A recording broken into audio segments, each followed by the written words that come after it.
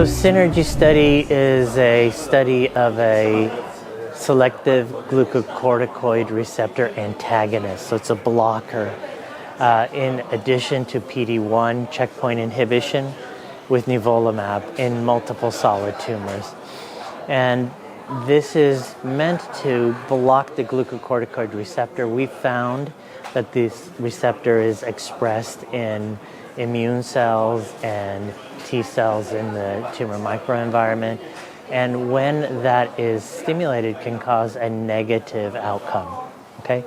Very interesting, this drug, because it's already FDA approved in addition to chemotherapy in ovarian cancer in the United States. That's a recent approval.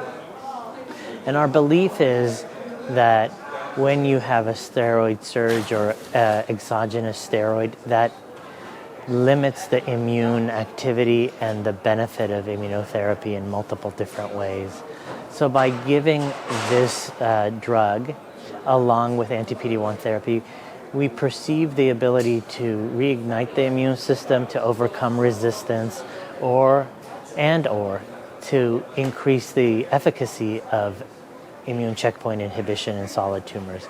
So this is a trial from Corcept. Synergy is accruing at 4 sites currently throughout the United States for multiple solid tumors.